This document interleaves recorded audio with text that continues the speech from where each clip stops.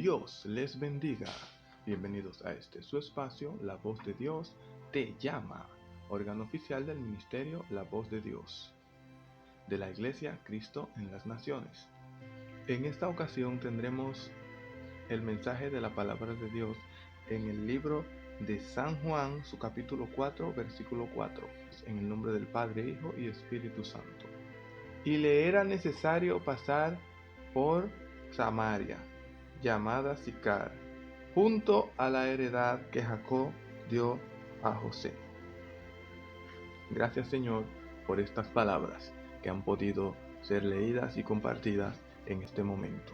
Ayúdanos a poder llevar este mensaje conforme a tu voluntad. En el nombre de Jesús, amén. Y el tema para esta ocasión es: Jesús es el agua viva.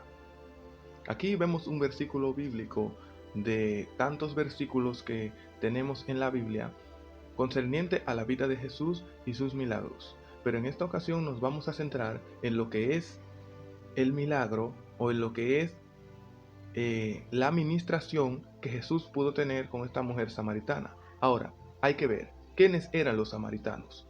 Los samaritanos también eran descendientes de los judíos. La única diferencia es que a través de la guerra que tuvo Israel contra los romanos, pues los romanos fueron sitiando personas a los alrededores de Israel. Y estas personas que eran de diferentes pueblos se fueron mezclando con los judíos, y a esta mezcla de culturas se le conoce como samaritanos. Entonces existía un tema entre los judíos y los samaritanos, y era que los judíos no se llevaban con los vecinos samaritanos. Aunque eran descendientes y eran familiares, los judíos entendían que solamente los judíos puros tenían acceso a la salvación y a servir a Jehová. Tanto que los samaritanos decían que se debía de adorar a Jehová en el monte, pero los judíos decían que debía de adorarse en Jerusalén. Y a través de esta disputa y el menosprecio de los judíos hacia los samaritanos, entonces sucedía que los judíos, con tal de no pasar por esta ciudad, daban una vuelta muy amplia o les salía más lejos el camino que atravesar directamente a Samaria. Pero sucede que dice la palabra que le era necesario a Jesús pasar por Samaria. En primer lugar, a Jesús le era necesario pasar por Samaria porque era el lugar donde podían conseguir agua más cerca. Físicamente hablando, Jesús necesitaba agua, pero también había una necesidad en aquel lugar, que era que esta mujer, que el Señor entonces le declara su vida, ella necesitaba tener un encuentro con el Señor.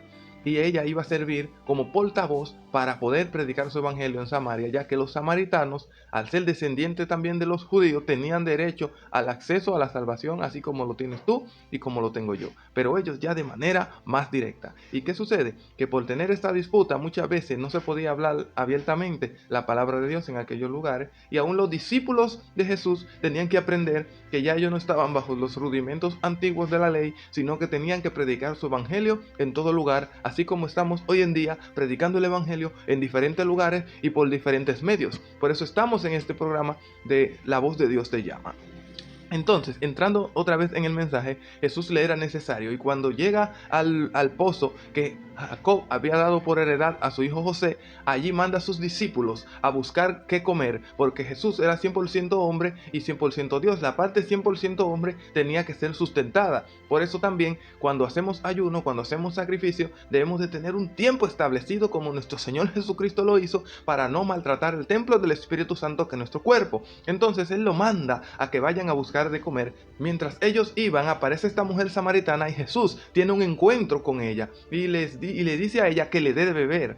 Sin embargo, ella le dice: pero tú, que eres judío y yo samaritana, me pides tú de beber, sabiendo que los judíos y los samaritanos no se llevan entre sí por el problema que ya yo le había explicado. Pero ¿qué sucede? Que aparte de esto, también él tenía vestimenta de un hombre maestro de la ley, maestro de los judíos, lo cual ella entendía que para él era una deshonra hablar con un samaritano, ya que no se llevaban. Aunque el amor de Dios estuviera en los corazones de los judíos, estas leyes y estos establecimientos que los mismos líderes de aquellos tiempos le habían colocado, no le permitía a ellos poder compartir con sus hermanos los samaritanos. Pero Jesús rompió esto, y cuando él le pide de beber, entonces él le dice a ella: si tú supieras quién te pide de beber, entonces tú le pedirías a él y él te daría agua que corren para vida eterna.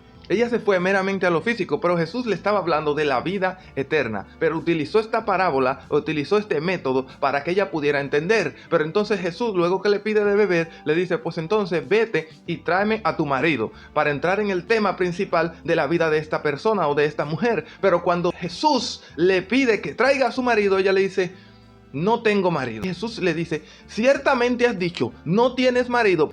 5 maridos has tenido y aún el que tienes no es tu marido.